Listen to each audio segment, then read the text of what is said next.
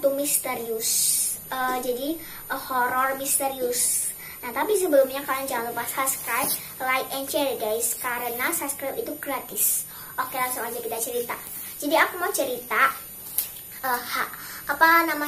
hantu penghuni kamar mandi. Jadi ada ibu-ibu, dia bernama Ibu Tati.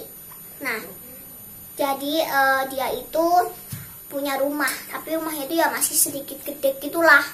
Nah, terus dia tuh punya kamar mandi. Kamar mandinya itu kotor dan WC-nya kotor, pokoknya terus kotor hitam gitulah pokoknya.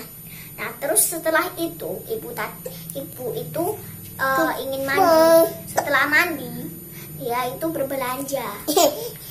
Nah, karena dia harus belanja kebutuhan yang banyak, nah dia pun belanja. Setelah belanja, tiba-tiba ada ibu-ibu yang ngomong dari belakang. Ibu-ibu itu pun berbicara. Nah, kalau kamar mandinya Ibu Tati itu ada penghuninya, ada setannya, ada hantunya yang menghuni. Nah, terus Ibu Tati itu nggak percaya. Terus dia pun merasa biasa aja. Mana mungkin kan di kamar mandi sendiri ada hantu. Nah, dia kayak gitu. Terus dia mikir dalam hati gitu. Nah, terus dia pun balik ke rumah lagi. Jadi dia tuh masak di dapur. Jadi dapurnya tuh deket banget sama kamar mandi. Terus dia pun lagi masak kan, masak bayam. Nah, setelah masak, dia tuh kayak merasa kayak ada yang kayak merasa ada yang nemenin dia masak gitu. Nah, terus dia tuh lihat kayak ada bayangan gitu, ada kayak rambut panjang, terus terus pakai pakaian putih gitu. Dia kayak lihat gitu di kamar mandi, terus dia mau ngecek itu hilang kan. Setelah itu dia lanjut masak. Nah, tapi tiba-tiba saat dia lagi masak ada suara, dia kayak manggil gitu, Ibu Tati, kayak gitu kan manggilnya. Habis itu Ibu Tati itu pun dia mulai ketakutan, mulai merinding. Nah, setelah merinding, dia pun lama-lama makin merinding gitu, makin takut gitu. Nah, setelah itu dia pun mendengar lagi yang memanggil makin keras, Ibu Tati, gitu kan. Terus dia pun makin merinding. Terus akhirnya dia mengecek kamar mandinya. Ternyata dia melihat ada sosok bayangan, seperti bayangan gitu, tapi terus tiba-tiba hilang saat dia lihat dari jauh. Tapi dia nggak percaya. Terus dia ingin telepon polisi untuk mengeceknya dan untuk mengusirnya. Tetapi pulsa Ibu Tati itu pun habis. Setelah itu dia pun meninggalkan kamar mandinya. Setelah itu dia pun makan, dan saat mengambil nasi, dia juga mendengar lagi suara itu, Ibu Tati, seperti itu kan. Setelah itu Ibu Tati itu ya makin ketakutan, tapi ya udah biasa aja gitu. Setelah itu dia makan lah. Habis itu dia kan setelah makan terus dia minum, terus dia tuh kebelet pipis. Nah, terus pas dia di kamar mandi, dia udah selesai kan, udah selesai buang air kecil. Nah, habis itu saat habis pipis, pas dia jalan mau makan lagi, tiba-tiba dia dengar kalau ada jejak kaki yang ngikutin. Nah, makanya itu dia penasaran kan gitu, tapi dia makin ketakutan. Terus makanya lanjutin nanti. Nah, setelah itu dia tuh kayak merasa kamar mandi itu ada penghuninya, padahal nggak ada apa-apa. Tetapi saat dia cek lagi, ternyata ada penghuni. Ternyata yang berpenghuni itu ada kuntilanak, karena dia suka sekali di tempat gelap-gelap dan tempat yang kotor-kotor. Setelah itu ibu itu pun pindah rumah karena udah nggak berani lagi di kamar mandinya, dan dia akhirnya polisi datang. Dan polisi itu menutup kamar mandinya agar tidak untuk dipakai.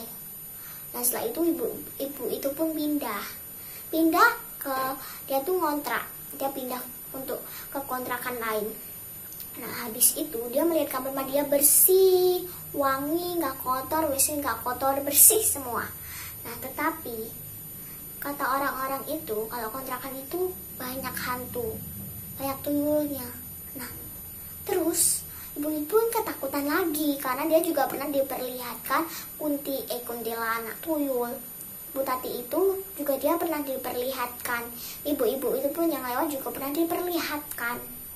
Nah setelah itu dia pindah ke kontrakan lagi, tetapi karena dia nggak punya duit untuk bayar kontrakan, nah setelah itu dia pun tinggal lagi ke tempat yang lama, ke kontrakan yang lama yang kamar mandi kotor itu.